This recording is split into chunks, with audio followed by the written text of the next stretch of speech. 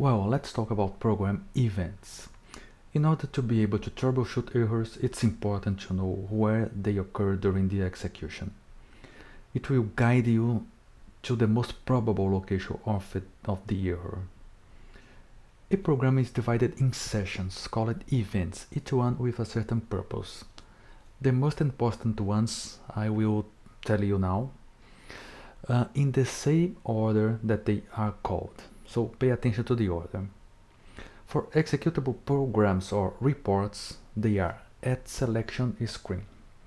So I have here on the screen a program. I will navigate to the source code by clicking System, Status, and then I have here the program name. I will double click the program name. Great. So the first one that I will show you is selection screen. Selection. Great. So let me scroll down a bit so that you can see it better. This is where a screen is validated to assuring consistency. For example, I might want to assure that the company code entered by user really exists before taking any action. So this is where it takes place. The second one, let me search and show you. It's a start of selection. Again, scrolling up a little bit. It contains the standard processing block of an executable program. It's triggered at runtime by the system when the program is executed, just after the selection screen. When selection screen is completed and consistent, a start of selection is called in sequence. The next one, end of selection. Okay, great. So end of selection is triggered when predefined database selection, called logical database, is complete or right after start of selection ends. The next one I will talk to you about is @user command. @user command is an event triggered from a selection screen when a customer defined function is chosen. Executing this program, for instance, let me run this program. So going back a little bit, I was on the source code. I just clicked on F8 or direct processing. So this program uses a logical database with a kind of predefined selection. So it will bring to me these fields and will access the database tables. I don't have to code this. But you can see here on the bottom that it has some buttons. They are defined by the developer, and they are specific to this program. The difference here is that when I click one of these buttons, and you can see that when I click further selections, it expands a block that was originally hidden for me. System might be able to understand which action is being triggered by user. So to each of these buttons, there are command assigned to them. We can also call a function assigned to them.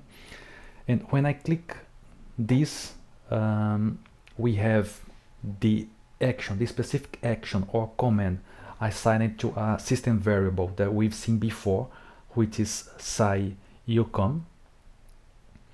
And this action can be treated by the event @user command. So system captures this action and then I can treat it accordingly. What's the difference between customer defined actions and standard actions. For instance, the back button. Standard actions will be handled completed by standard SAP, but customer-defined ones, the developer must tell the system how to behave when a certain action is chosen.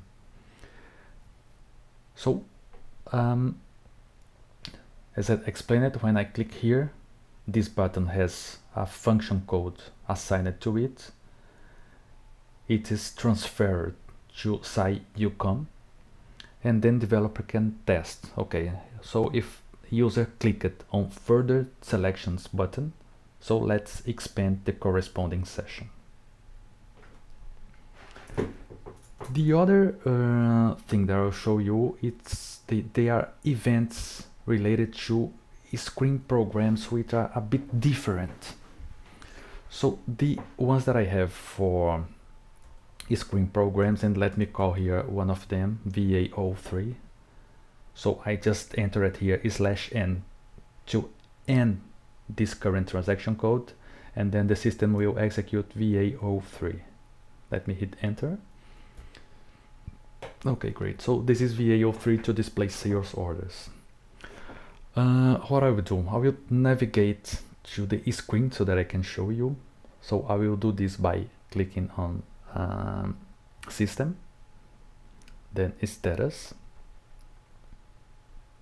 and see, we have here the program and a screen name, a screen number, I'm sorry.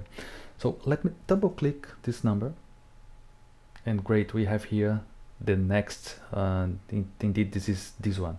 So we have process after input, also called PAI.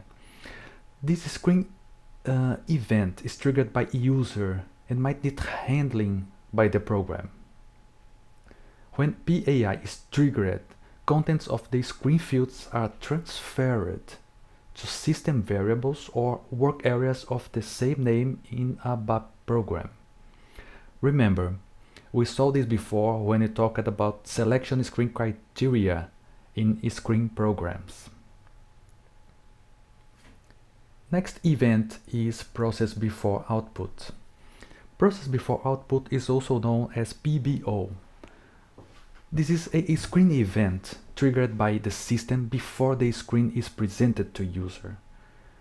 Here, the system behaves the other way around, so transferring the variable values to the selection screen fields of the same name to be able to present to user. So, talking specifically about this transaction code,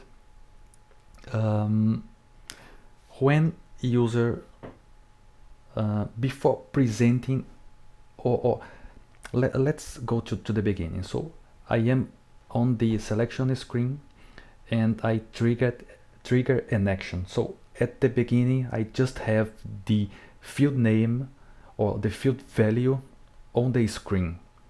At that moment, system transfers the values to these variables which have the same name of the screen fields, so that I can give proper treatment. The process before output is really the other way around. So I have already processed, and I have new values for these fields, and what I need is transfer the variables or values to the screen fields of the same number, so that a user can get updated values.